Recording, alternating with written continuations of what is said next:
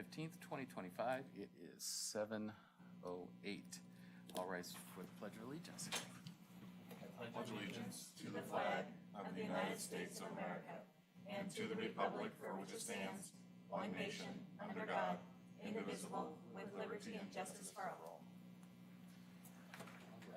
All right, thank you, everybody. Sylvia, roll call. Mayor Rosner, Here? Council President Young, Here. Councilor Browse. Here. Councilor Mays. Here. Councilor Giles. Here. Thank you. Councilor Stankey and Councilor Scott are absent. All right, thank you, Sylvia. Approval of the agenda. I make a motion to approve the agenda. Second. I have a motion and a second. All those in favor of approving the agenda, say aye. Aye. Opposed? Motion passes. Thank you, council. On the consent agenda tonight, we have a nice long list. I love reading all these. That's rules you have to. It's Sebastian's last meeting. He wanted to make him read them all. No, I won't do that to Look Sebastian. at the face. Anyways, we have multiple items. We have item A, approval of the June 17th, 2025 City Council meeting minutes. Item B is approval of the June 24th, 2025 City Council meeting minutes. Item C is resolution 2025-053, reappointing Casey Chen to the Sherwood Cultural Arts Commission. Item D is resolution 2025-054, reappointing the Stella Schaefer to the Sherwood Cultural Arts Commission. Item E is resolution 2025-055, reappointing Jennifer Kassler to the Sherwood Cultural Arts Commission. Item F, resolution 2025-056, authorizing the city manager to execute a contract for certified arborist and tree services. Item G, resolution 2025-057, appointment of Clifton W. Taylor as a senior advisory board representative to the Transportation System Plan Update Advisory Committee. That was a mouthful. Item H, resolution 2025-058, appointing Annalise Ellis to the Sherwood Library Advisory Board. Item I, resolution 2025-059, appointing Colleen Carroll to the Sherwood Library Advisory Board. And finally, resolution 2025-060, appointing Tracy Enright to the Sherwood Library Advisory Board. Do I have a motion? I move consent. Second. I have a motion and a second. All those in favor of approving the agenda, say aye. Aye. Opposed? Motion passes. Thank you, council. We're on to citizen comments. Sylvia, do we have anything? I have none, Mayor. And I'm looking online.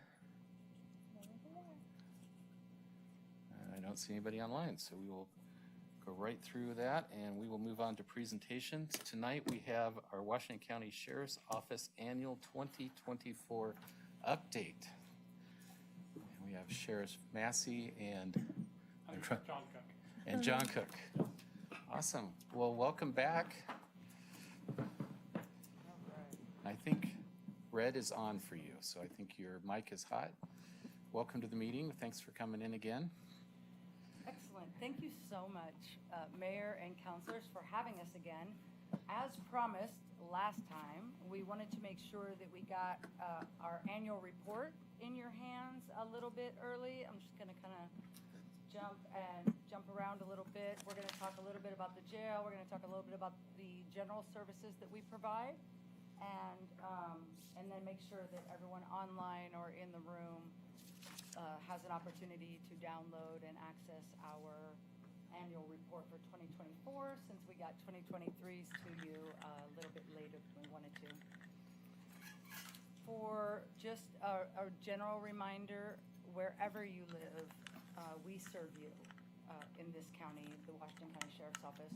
We do manage the only jail, and in that, our jail is the second smallest per capita in the state. And so we'll talk a little bit about what kind of things are impacting that. But we are also the primary first responders for our Washington County rural, urban, unincorporated, and our municipal contract partners. As a reminder, that's Banks, Gaston, North Plains, and the city of Cornelius. And then considering our person felonies and property felonies, we are the safest major urban county in the state of Oregon. And that is with our new FBI data. So you can scan here or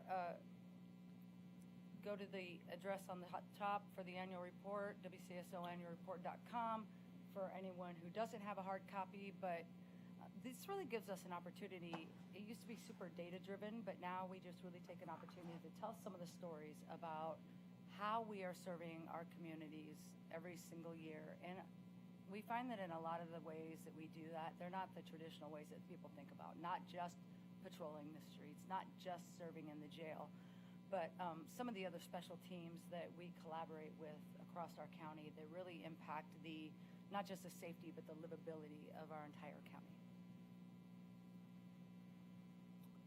All right, let's talk a little bit about the jail. We anticipated that we would have our jail fully staffed right around the end of 2027. As you might remember from before, we had 3 housing units closed over the last couple of years because of our considerable staffing issues in the jail. I just love to tell you that we have actually reached full capacity for our staffing in the jail, and we have permission to overhire by about 15. Now, what that means is that those are conditional offers of employment, so people still have to get through the psych and the medical and their training. But we are far ahead of schedule on our staffing for the jail than we thought we would be by now. And we still have 3 housing units closed because we are undergoing some critical infrastructure repairs. I would love to come to you and say that we are updating things and making that and utilizing technology and innovation more effectively, but we're actually just getting a new roof, HVAC, hot and cold water piping systems, fire suppression systems. New elevator? No, you're still gonna get stuck in pod 2 going up there. Yeah, unfortunately, stairs. it's unbelievable. Please take the stairs. We are not getting new elevators yet. These are the things that will just keep our adults in custody safe for the most part and well. And so we'll talk a little bit more about the other facilities updates, but we can't wait for new elevators. That will come hopefully with our jail expansion project and redesigning what our entire jail looks like in the future. So that really points to that jail capacity study. We engaged a vendor and we have been working with them to identify what the Washington County Jail's needs would be through 2050, 2055. And so we should be ready to present that data next month to our Board of Commissioners. And that will include not just the facility structure itself and the infrastructure, but staffing and what we would need to run that facility into the future. To include things like expanded behavioral health services and medical services and some of those other transitional services to help people be successful as they transition from custody back into the communities that we all live in. Currently, because we are still with 3 housing units closed, we do continue to lodge adults in custody who are low risk and have been sentenced in Yamhill County in their jail. We have a contract with them that we anticipate going for at least the next year while we're undergoing these repairs so that we can bring more people into custody as crime is being committed. Right now, we have 5 people in there, but we have averaged around 15 over the last several months. Does Yamhill County not have a jail? They do have a jail. They just have more bed space than we do. They don't take as many people to jail, so we've moved some of our sentenced adults in custody over to the Yamhill County Jail. Where is that located? Yep, going the other way, huh? McMinnville. Duh. Okay. Yeah. And the reason that we have chosen sentenced adults in custody is because it's typically easier for them to get visitation. It's also less movement back and forth for court appearances and attorney visits and things like that. So it's a not as much movement constantly. Once we get them there, they can usually just stay there until they're released, and then we'll bring them back and release them from our jail so they don't have as far to travel if they live locally. Yeah, it's been a really good partnership and super helpful. And then the last thing I'll talk about really with the jail on this slide is our expanded pretrial release status. We received a grant in Washington County to expand our pretrial release for electronic monitoring pre-adjudication while adults in custody are awaiting trial. Previously, we used a vendor, and it was for adults who were sentenced, and they would monitor the adults in custody during the day, Monday through Friday, until later into the night, but not overnight. And realized that we needed a greater sense of safety for our community, for those folks out on electronic monitoring. And so we applied for and received a grant working with the DA's office, and it will allow us to get more people out of custody awaiting trial. We are going to bring the monitoring in-house to the Washington County Jail, which is already operating 24 hours a day, 7 days a week, so that if there are any alerts or dead batteries or things that happen, people are in zones that they are not allowed to be in because the victim lives there, we'll be able to dispatch law enforcement and patrol deputies and officers to that location immediately. That way we bring Much better that. plan. Huh? Much better plan. Much better plan, because this probably isn't widely known, but lots of crime happens in the middle of the night. Yeah, this is when people are actually out committing crime. So this was not the time that was monitored. Oh, on the weekends too. People commit crime on the weekends. How many people do you have, approximately, do you have out on pre-trial release? Well, Or electronic monitoring? yeah, we're just starting this. When it was sentenced, we would have anywhere from 5 to 10 most often who were sentenced adults in custody for lower level things like DUI, nonviolent felonies, and stuff like that. But what this is going to allow us to do is get a wider range of people out pre-trial where they can attend their hearings and all of those things, but also we can monitor to ensure they don't have victim contact for things like domestic violence, to make sure that they are not in areas they're not supposed to be in. For instance, those people who might steal from Fred Meyer or Target or somewhere like that, we can make sure that those zones are all blocked off, and so we get alerts if they're close, and then we would bring them back into custody. And I think having that 24/7 monitoring is going to bring that escalation of safety, but it's also going to allow us to get more people out. We're hoping for anywhere from 20 to 40 people out awaiting adjudication. And if they're out, depending upon their circumstance, they might still be able to work. Correct. Absolutely. So, that's good.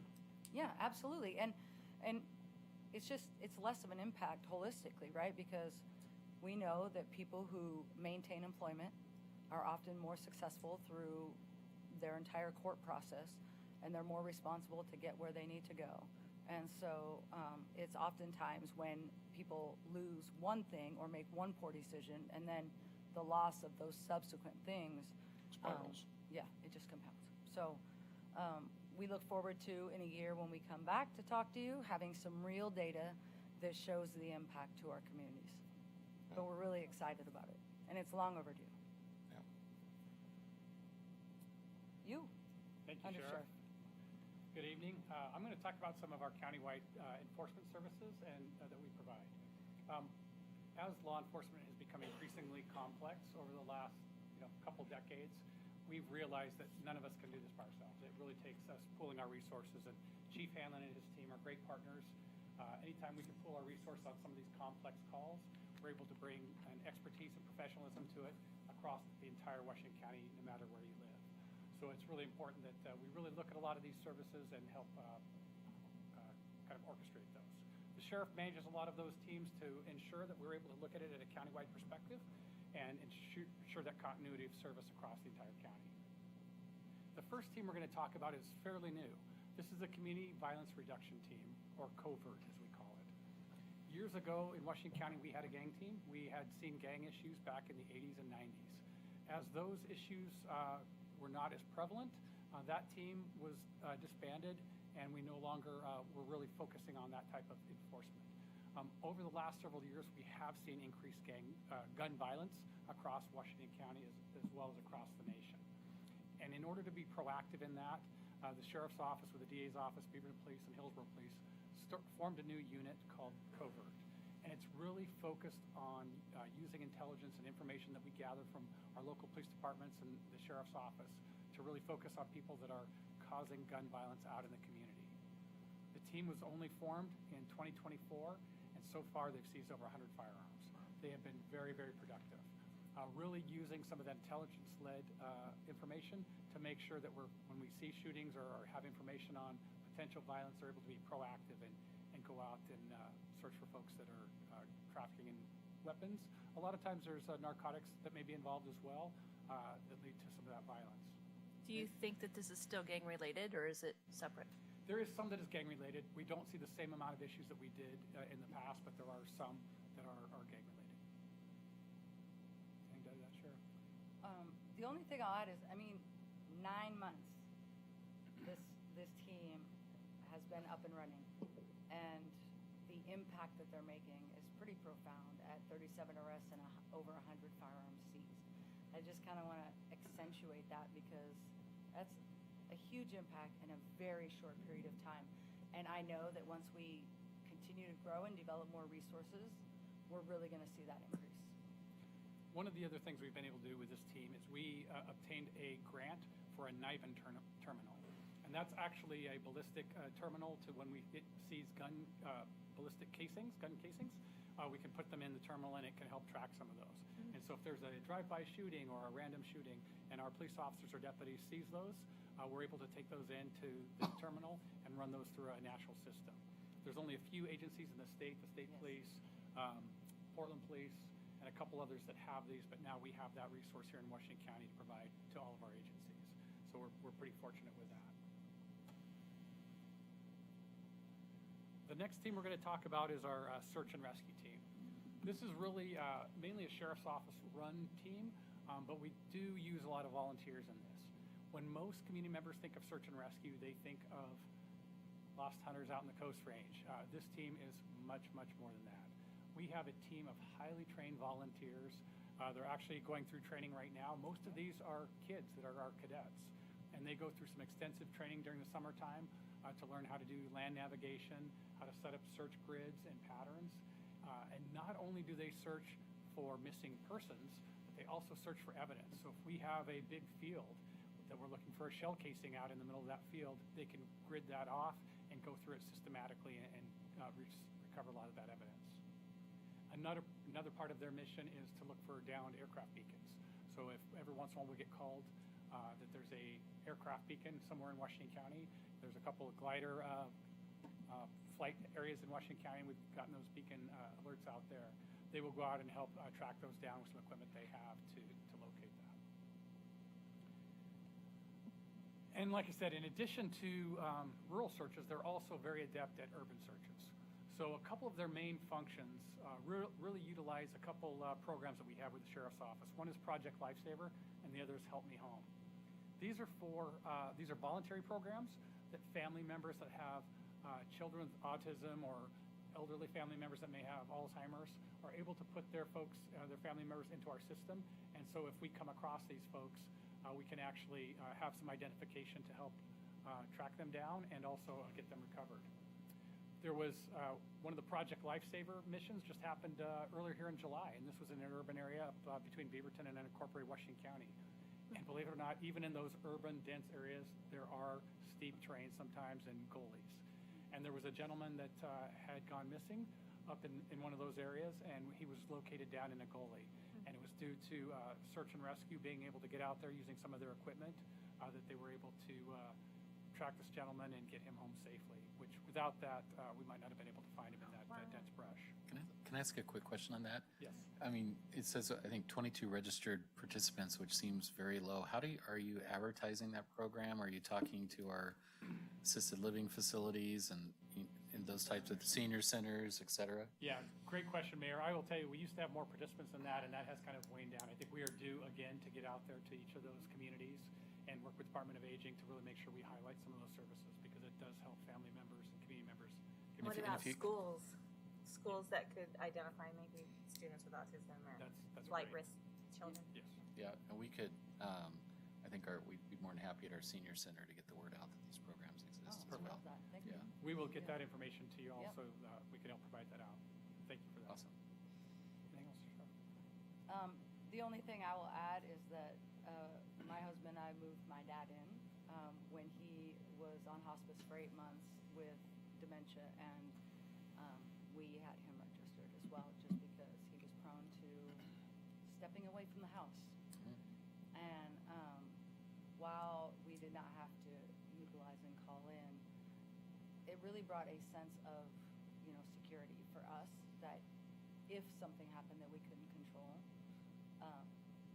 there were people that were committed to finding him. And so it's just a personal piece, but I just like to share that I really appreciate the feedback on helping to get the word out for that, because a lot of people who are suffering from some of these things, they're in home care, and it's kind of hard to reach people sometimes, or know how to reach people or where to reach people with that. So any of your ideas, we'd love to hear. So thank you for offering that.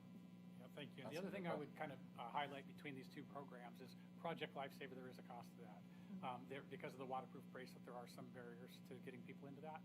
Where the Help Me Home is more providing just data information. So if you have a family member who doesn't communicate very well because of autism or Alzheimer's, we can put certain identifiers into the system. That's where we have more participants.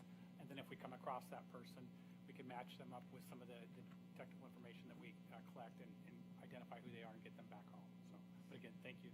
Those are all great suggestions as well. So the next team we're going to talk about is ROVT, our remotely operated vehicle team. We've had this team for,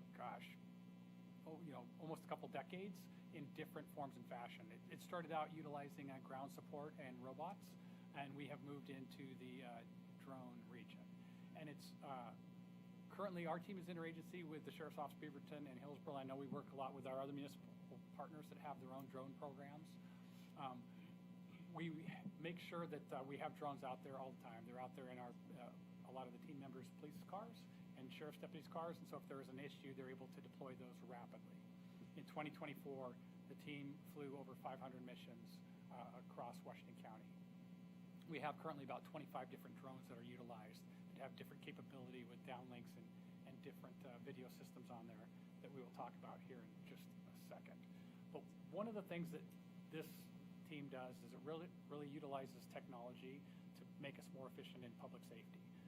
So there's a lot of times when there's somebody out running around in the community, we're able to get a drone up and we're able to help with containment, things that we might not need as many ground units to do, many police officers and deputies on the ground, and we can work more efficiently with some of this equipment. It also is an escalation in safety. It really provides more safety to our community members and our police officers and deputies when we utilize some of these. If we have somebody inside of a residence potentially armed, rather than send a dog in there or a deputy or a police officer, we can send a drone in first to identify whether the person's there. We have had actually people give up to our drones. Some of them have two-way audio capability and we're able to give commands, and we've been able to fly a drone into a location and have people actually surrender to the drone, which makes it safer for the community member, makes it safer for us, and safer for everyone. You may not have the answer to this, but so what is the data sharing and retention policy on some of these things? I saw the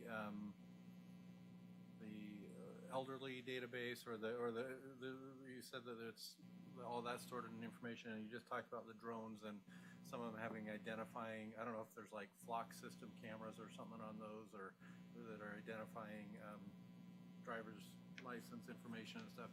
Is that only shared within Washington County, or is there some? I've had some citizens approach me asking, are we sharing this with ICE, and are we sharing it with different, places? And so they've been concerned about that. So talk to me a little bit about the data retention and sharing policy on that. Great question, Counselor. I'll start off with the ICE question because that's one that's on everybody's mind these days. We make it absolutely clear in the community that we do not work with ICE when they are working on strictly administrative immigration procedures. There's a clear reason for that. We need all community members in Washington County to trust us. If somebody is a victim of domestic violence or child abuse, we need them to know that we are not immigration enforcement. We are public safety, whether it's the police department or the sheriff's office. We are there to keep the community safe. And so there is really a distinct line between the immigration administrative policies and what we do on the enforcement side in the criminal realm. Anything to add to that, Sheriff? Nope, not at all. There are times when ICE has criminal investigations that are federal crimes, and that is times that we will assist with those, but we are not assisting on solely administrative and civil immigration issues. And I assume on that they have appropriate warrants and all, and they're identified and all of that stuff. Right? Correct. If we are to assist with ICE on a criminal matter, it's going to be something that they have felony federal charges on, potentially probable cause, or they'll have warrants for that. But it's not strictly civil immigration issues. Well, we do not even share information with those federal partners on those civil administrative issues. So when it comes to some of your data retention pieces, that's key. Let's go back to the Help Me Hellman Project Lifesaver. And just really quickly, just since I'm sure the public's listening to the chief, that's basically our policy too, correct? Yes, exactly. Okay. And we work with all the police departments in Washington County. We communicate on a regular basis to ensure that we're providing, consistent public safety across the county. Getting to the other retention pieces. So when we look at Project Lifesaver and Help Me Home, those are internal databases. Those are not shared externally, and those are all voluntary programs. And so people can come to those. Those are not shared publicly. Those are if somebody has a loved one that they want us to help locate, we will maintain that information. There are public records request laws, that there are things that people can do, public records requests that we may have to give out certain information at certain times. We do have our county attorneys, like your city attorney, that will provide us information on what information we can keep confidential and do not have to release out to the public. Okay. So that's on the Help Me Hellman Project Lifesaver. We'll talk about the drone video. Drone video is no different than our body cam video. It's no different than if one of our deputies or police officers takes cell phone video. When we have video like that that is used in a criminal case, that becomes evidence. And they have legal retention laws for us to store evidence depending on the level of crime and whether the case has gone through the court processes or not. And so usually with public records requests on ongoing criminal cases, we're not releasing a lot of that evidence out into the public. There are times that the sheriff or district attorney's office or chief of police may see that there's a public interest need to get information out there, whether it's public safety, and those may be released ahead of time. But we're just not generally releasing those to the general public or other entities that do not have an investigative reason for those. So now we'll give you a little bit of highlights of the drone team. So again, I said we have multiple drones. We have over 25 drones.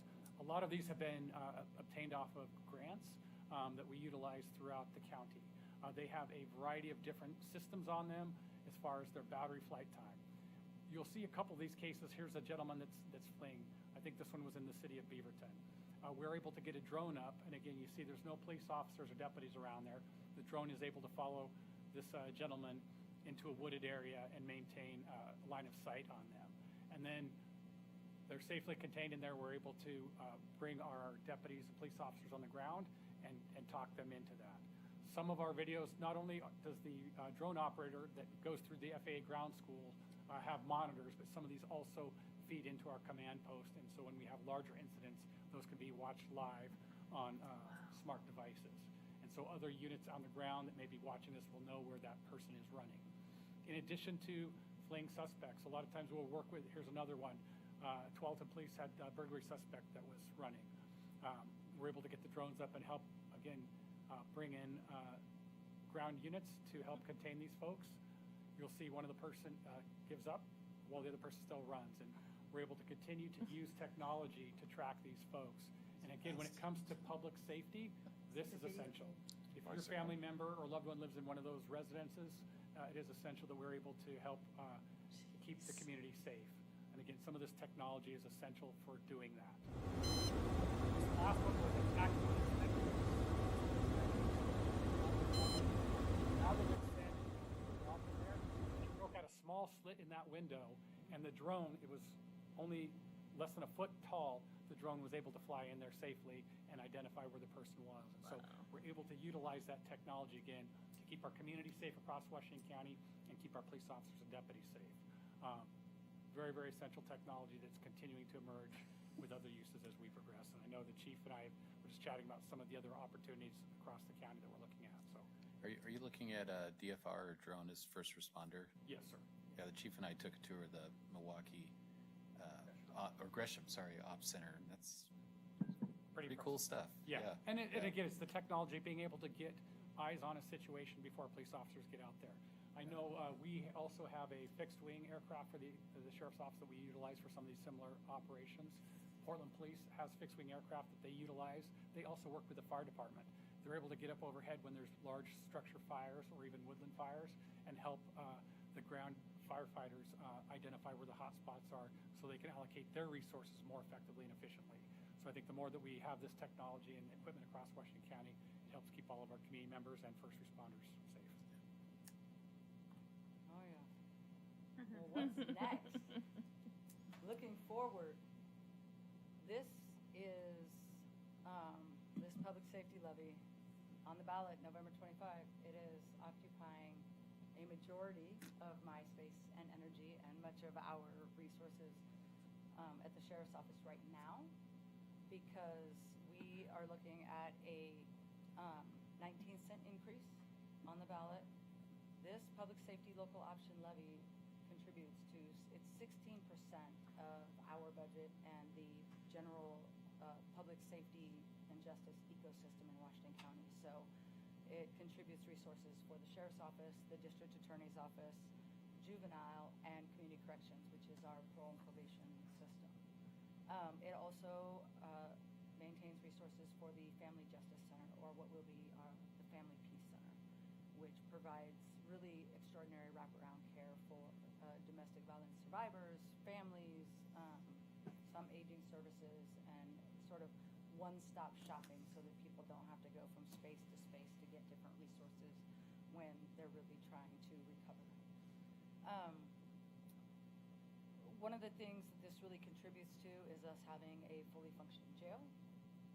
It contributes detectives to that covert team that we talked about, and combating the impact of dangerous drugs in our community. The undersheriff mentioned earlier today in a conversation we were in that it was 1.4 million fentanyl pills in the last 3 years that our narcotics team has seized. And with the idea that one pill can kill, and I understand you can't quantify a negative, it's almost inconceivable how many lives have been saved by the critical work that we are doing. And so right now we are fundraising and educating our community about the impacts, the importance of this public safety levy passing. And so that's really where we are with the Washington County Sheriff's Office and what our main priorities are going forward. I would like to take an opportunity and respond to any questions you all have that maybe there's something you're interested in that we didn't touch upon. I have a follow-up on the fentanyl question. So, and again, I know that this is super hard, but it's not my world at all, and so I don't I'm just trying to get my head around it. Because it sounds like it's a huge amount of pills, right? If you had to guess, does that mean that like 1 out of every 100 pills that our kids are taking or adults are taking or whatever is laced with fentanyl, or is it 90 out of 100 are laced with fentanyl? You know what I mean? Like I'm trying to figure out, what is 1.4 million pills? I don't know how many pills are being taken normally, right? And so is there any ballpark on that in terms of out of 100, how many are fentanyl? Yeah, I will tell you, when people, those are fentanyl pills. Those are pills that actually are fentanyl pills. Okay, laced, how about the laced with fentanyl? We don't have that type of data. We don't have any, okay. And I would say even those, not all of those pills are like 100% fentanyl. And Yeah. So those are ones that are tracked with fentanyl. I will say that in today's age, you never know if you're buying illicit substances off the street, which ones are laced with fentanyl. There are other illicit substances that people have taken for years, whether it's methamphetamine, cocaine, even marijuana, that can be laced with other dangerous drugs. And a lot of times, drug traffickers are utilizing fentanyl because it is so addictive. It does get their users and people with substance abuse issues more highly addicted to some of these substances. And just because we highlight fentanyl, I know last update we talked about the WIN team, the West Side Interagency Narcotics Team, which is the drug task force here in Washington County. We have members of the Sheriff's Office, Beaverton, Hillsborough Police, FBI, and the Oregon National Guard on there. We work with the Drug Enforcement Administration as well. They are really focused on large-scale drugs coming into Washington County, whether it's cocaine. Really, there's a lot of methamphetamine. I think it was 600 pounds of methamphetamine was seized last year. So there's still a huge meth issue. We hear so much about the opioids, and that's also an issue. But that's really the focus, and there's a lot of that coming in to the metro area and Washington County on a regular basis. Okay, because I guess where the problem comes for me in my mind is if I knew, okay, here's a purple pill and I'm addicted to it, and if I take that purple pill, there's a 1 in 10 chance I'm going to die, or a 9 in 10 chance that I'm going to die. like at some point I'm gonna, and again, I know this is rational thought and all the other stuff. I've got to say, okay, well, I've got to find a new thing because this will kill me. It's like Russian roulette, right? I mean, The it's, interesting thing about that is that we are seeing fewer overdoses, Okay. not because there's less fentanyl, but because there's Narcan. okay, And those okay. who are consumers are carrying their own Narcan, their friends are carrying Narcan, and so Oh, interesting, people, okay. believe it or not, are taking the calculated risk of, it's fine if I overdose because I have Narcan, Interesting, okay. more often than you would think. So And that becoming has addicted to been Narcan. a significant increase. Our partners at Public Health have done a good job in some of that education and also distribution of Narcan. Yeah. Most of our police officers and deputies across the county carry Narcan on them, and they're often the first responders because they're out patrolling the neighborhoods. Yeah. And like the sheriff said, many substance abuse users and people with addiction know that there's that risk there, that anything that you're taking, and if you're using opioids, there's a higher risk that you could overdose. And so they're carrying their own Narcan to take care of themselves and their partners that they're utilizing these substances with. Okay, thanks. Councilor, I just want to piggyback on that. It's a great point because they actually are carrying the Narcan and saving each other, but Oregon is still, I think, number 2 in the nation in overdose deaths. So without that, Per I capita. can't imagine what we would be facing right now. And that's So, primarily through opioids. yes, yeah. I can't say it today. At the begin, go ahead. No, go ahead. At the beginning, you were sharing that the jail is currently fully staffed and that you're hiring extra individuals. What do you account for that? So in other words, in a day and age where other police departments, sheriff's departments are finding it difficult to find officers, what do you attribute your success to? I really think it's kind of a holistic approach. So first, we went out a year ago and started contracting with a vendor. Was it a year ago or 2 years ago? A couple years ago, with a vendor who is a marketing firm, so that we can actually. We have a tendency to just have a cop do everything, even though it's not our training. So I'm not a professional recruiter, even though I'd like to be. So we went out and hired some professionals to show us how to market, how to reach the people that are most likely to want to do this work. We went through and we adjusted our hiring process so it's not so long, but it's still comprehensive and we're not lowering our standards. We built a program where we provide an incentive to staff who refer people and then make it through the hiring process and then their training and probation. And we are trying to, my priority has been to prioritize the physical, mental, emotional, spiritual, and financial wellness of our staff first, because I believe that if they are well, they will serve well, and that will be increased positive to our community in every contact they have. And so we've just approached it from a really what I believe is a holistic approach. And we're just out there telling people what honor there is in this work. And I think that people are seeing it. And of course, like everywhere, as the economy becomes a little uncertain, positions like ours tend to be more attractive because people feel like they might not get laid off, or They're stable. More stable. it's a little more stability. What am I missing? We just think our recruitment team's done a great job. They have. Getting out to a lot of the areas and letting them know that we're hiring, and again, like the sheriff said, what a great profession this is, and helping to serve in your community that you live in is really noble, and I think that's people are really answering that call. I think we've really had to adjust too and do a better job of telling our story. Right? Not just being present on social media and places where people are when something goes wrong, but being present to share all the great Well, things your that happen. marketing on social media during that recruitment process was great. Yeah. Yeah. It's an amazing turnaround. I remember maybe it was 3 or 4 years ago, they cut your HR budget or your recruiting budget, which was a huge mistake. They sure did. And fortunately, they realized that was a mistake, but you guys have done a great job with that money. So, Thank you. Yeah. And I will share this.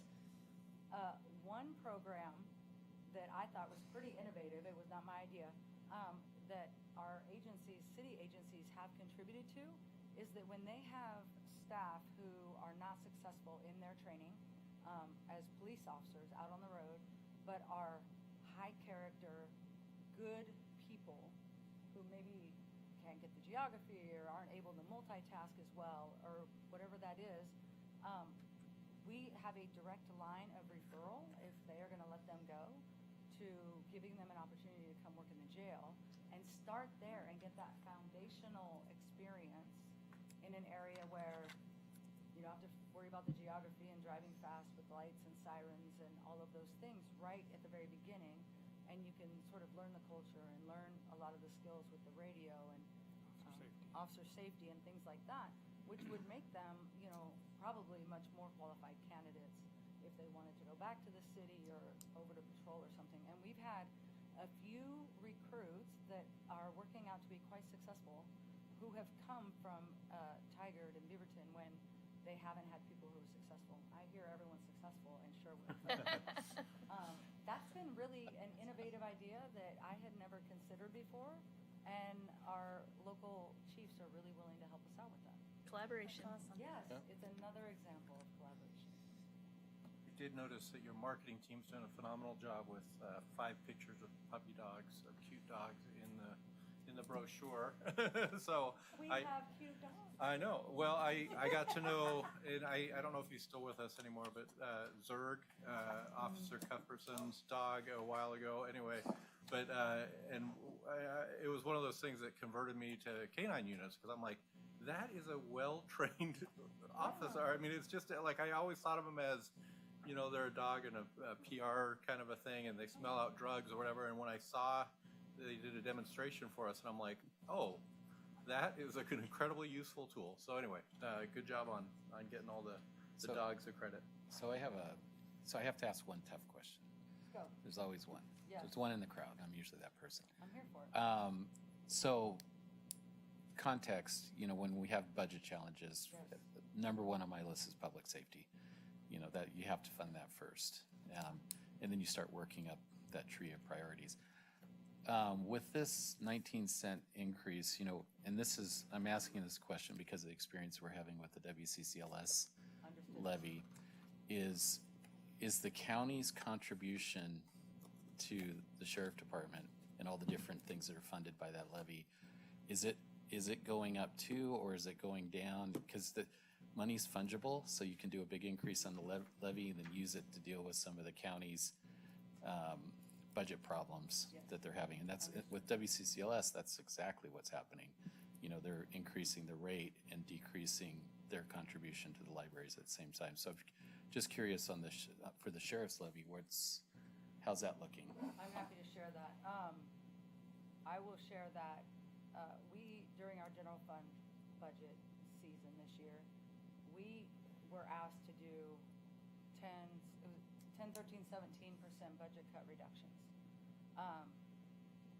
Those would have been debilitating to the sheriff's office. What we offered in return was a 5% reduction that allowed for 24 vacancies that were all vacant, 24 positions that were all vacant, so that we could not delay anyone off. And as a result, there were a lot of other spaces that received additional cuts beyond what we saw percentage-wise. But we are the largest consumer at the sheriff's office of our general fund. The money for increase for us, we were really clear that it could not continue to go to things that were not public safety focused. Because there were even some services that we really support in our community that we just couldn't continue to support through the public safety levy because it has to be focused on public safety services solely. And so some of those things were some houseless outreach programs. We did choose to continue to support the Family Justice Center because that service is a direct contributor to our public safety service. But for the sheriff's office, Well, the houseless outreach, that should be funded through SHS and the $100 million plus the county's getting every year. Yeah. Just my little speech on that, but it is, you understand the concern, do. concern we Understand. have, and And I share your concerns. yeah. Does Um, the I want you to know. 19-cent increase in the levy allow you to fill those 24 positions? It allows us to fill positions and increase service. So one of the things that was so important was, as we were talking about an increase for the levy, it can't be to maintain services solely. We are asking our community to increase their property taxes for this specifically. We need to provide an elevated degree of service. So some of those services that we talked about were that increased presence and resources for that covert team because they are doing such extraordinary work. Increased deputies for our court security unit because we have seen an increase in 5 judges over the last 10 years, but we have not increased staff over there for their court security safety once. And we just built a new courtroom at the law enforcement center, and so we have to increase the staffing there. So yes, the answer is yes, and we have to provide some elevated services. It's important. If you're gonna raise rates, you have to show the public what they're gonna get for that. Correct. Yeah. I think the other piece that I'll add in there, Sheriff, is Add. with the public safety local option levy, we have the ability to forecast growth. We all know that Washington County is growing exponentially no matter which community you live in, and we want to make sure we're poised to meet the needs of tomorrow. And so some of those increases do include things like data-driven policing, so we can make sure that we're utilizing our resources efficiently across the county. And so it does allow us to continue to evolve. When we talk about some of our teams like MHRT or ROVT, those have come out of things that we look at with some of the levies and some of the services we provide and how we can be innovative and provide the most cost-effective, best service across Washington County. Well, we appreciate your partnership. I know the chief tells me all the time how great the partnership is. The MHRT team that we're a part of has been Yes. amazing. And a big thank you for your help last Sunday with that officer-involved shooting. Really appreciate you guys responding to that as well. Yeah, So, I was so sorry to hear about that. And we are always going to be partners in that, and we're always going to show up. Yeah. And Chief Hanlon, the entire office, you've always been incredible supporters and collaborators, so thank you. well, thank you. Is the chief your favorite chief? He sure is. Sure is. And There's she'll 11 say- favorites. She'll say that in Tigard, and she'll say that. Not if I'm not asked. I tried to. Anyways, thank you so much. Oh, I should ask, are there any other questions from council? I'm okay. I had a couple, but I won't. I'm good. Okay, awesome. Well, thank you so There's much. no time limit. You can shoot me an email. It's all good. Okay. Thank you. Thank you. Thanks, y'all. See. All right.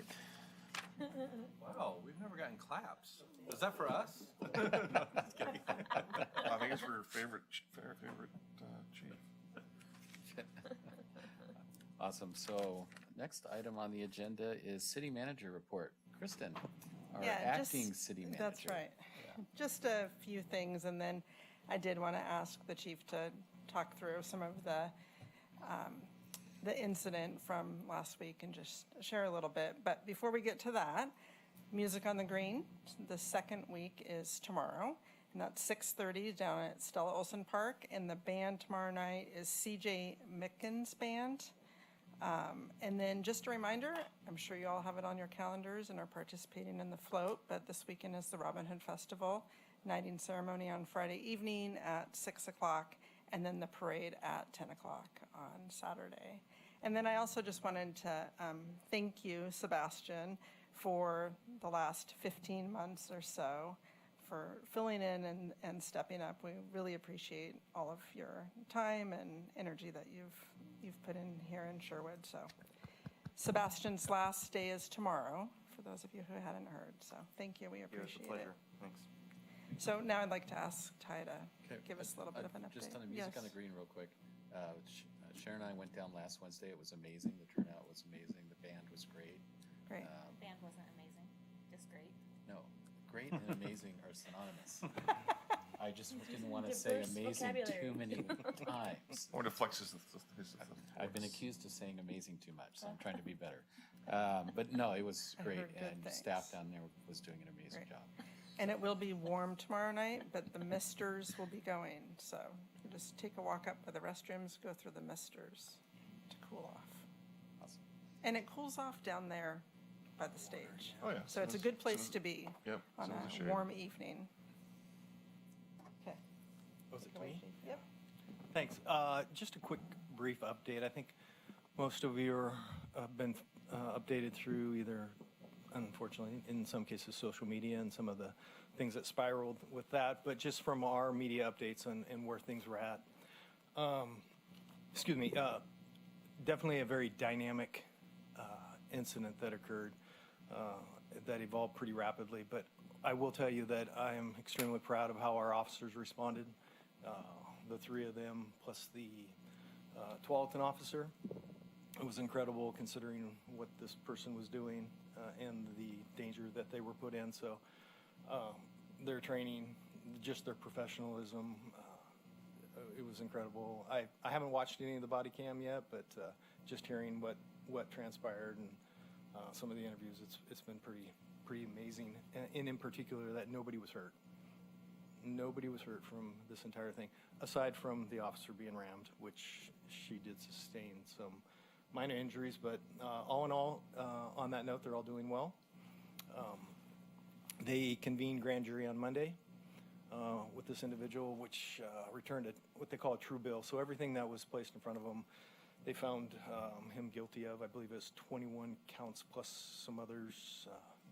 So there was a lot of things that were a part of that.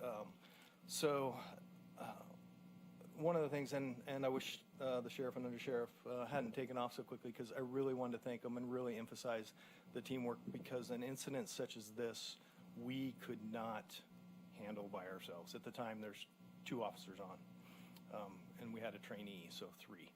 Those were our 3. So it's, if you recall, it involved a storage unit, an entire road. Anytime that there's shots fired, you have to track these all down. You have to figure out where they went. So they did a lot of that. Major crimes team, which they alluded to, came out and took over the scene, and then CART, which is another really cool team that comes in. They can do, not only do they do crash reconstruction analysis, but they do these crime scene analysis. So they can kind of figure out where everything happened, get a lot of trajectory depending on, angles and that, and we can pinpoint where bullets potentially could have gone. And as of today, we found a few more. So I suspect we'll probably continue to find a bullet here or there over the next 2-3 weeks. But that being said, the outpouring of support from the sheriff directly, she got a hold of me right away, the other chiefs, the other cities, and I'm sure you've heard, and it probably sounded like a freight train of law enforcement showing up that evening, because everybody comes in an incident like this, and a lot of times it can be very overwhelming because there's so much help and you just don't know what to do with people. And I want to give kudos to our team, because they stepped up tremendously in the fact that by the time any of our support had gotten there, this person was in custody. So it was all over with. It wasn't necessarily somebody that we had barricaded or was an ongoing scene, which sometimes you hear about, but in this particular one, he was in custody, and so it was a lot of trying to manage the scene, manage personnel, manage a lot of things that are going on. Onlookers and looky-loos. Yeah, and I was just going to touch base on that. And the biggest challenge we face nowadays is social media, and putting out those fires, because I was reading a lot of things that were contradictory to what I was being told, and and then you got to try and sort that out, because they'll take off on their own. And I say that because we have to chase those down. We have to put those out. It really does detract from what we're trying to do there, but it's important that we get out as best we can ahead of some of those things. So, it's a double-edged sword. I think it's important. People want to know, but sometimes these things get out there, and then we have to chase them down. So, that being said, we live in an incredible community, so these kind of things that do occur are kind of shocking. But I will tell you that, we run into a lot of people that have this tendency or this capability. You know, right here in Sherwood, passing through, we have a highway running right through the city, or right through the middle of town. So I'm going to go back to just what a great job our staff did. And I'm so thankful for them stepping up and taking control of a pretty chaotic scene. So I think that's all I have, unless you have any questions for me that I can answer. All three of those of our staff get some downtime. Yeah, so we've taken them all offline. Here's, excuse me, impact like that, that's 3 officers. That's an entire shift for us. Go on. They'll be back at the end of this week. They go through, well, they have to go through the interviews, which usually take a few days, grand jury, and just, and quite frankly, they just need some downtime I would say, to and process this some thing. And downtime, yeah. so that being said, they'll be back. But yes. That's great. Well, thank you, and please extend our thanks and support for your team and all the work they did around that. It was amazing. Yeah, I'm happy that Yeah. no bullets found anybody. It was just, yeah. Storage unit walls, RV walls, you know, not anybody. It is Nobody. quite shocking Yeah. that nobody was hurt as a result of that gunfire. Yeah. And whoever was putting out the information, I assume it was your, Oh, yeah.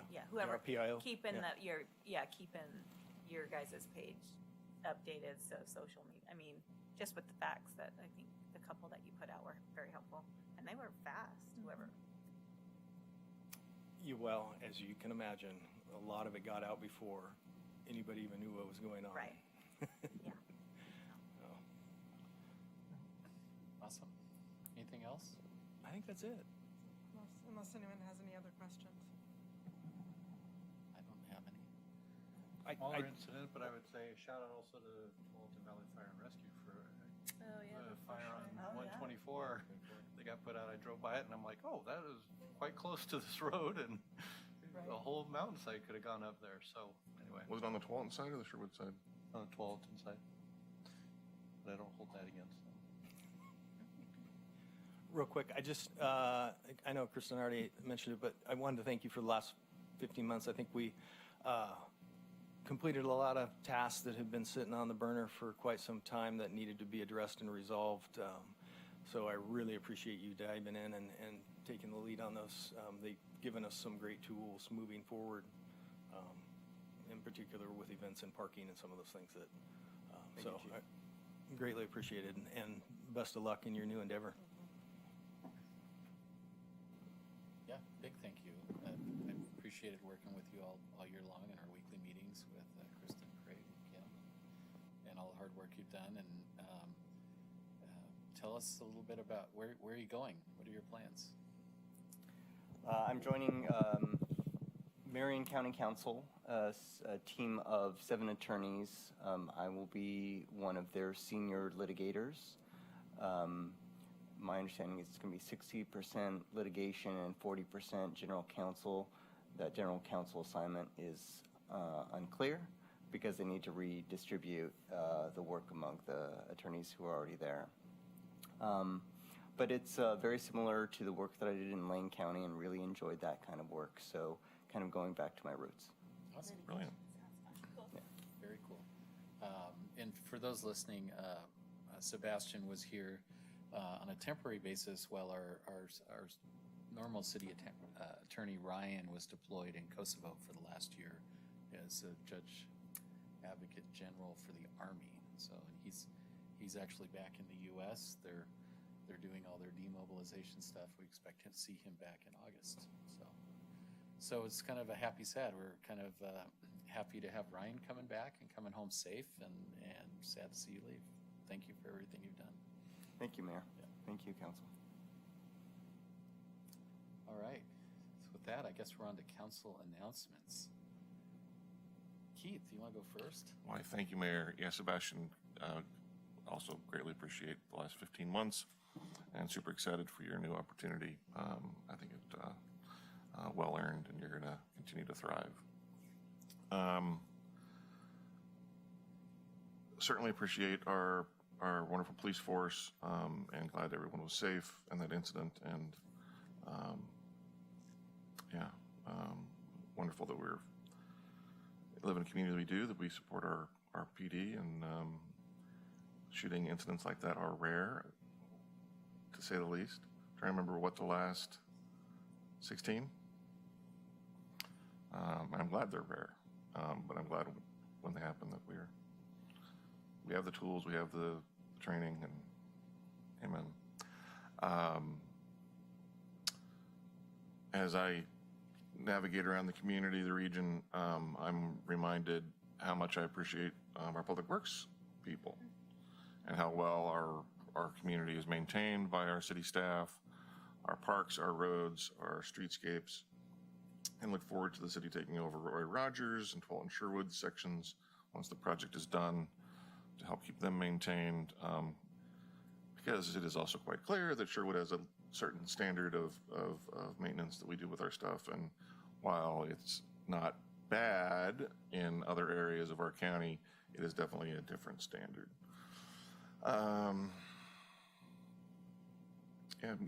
Music on the Green, be sure to enjoy it. How many total weeks this year for Music on the Green? 6? 5. 5. So 4 left. Don't miss them. They're all different music styles, very popular. I missed last week.